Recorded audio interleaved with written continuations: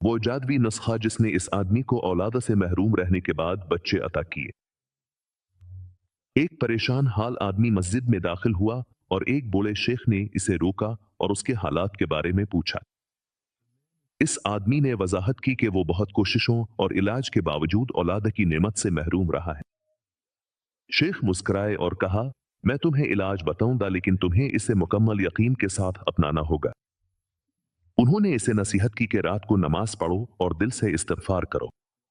اگرچہ اس آدمی کو اس جادوی نسخے پر یقین نہیں تھا، پھر بھی اس نے اسے اپنایا، لیکن دل سے نہیں بلکہ آدھے دل اور ادھورے ایمان کے ساتھ۔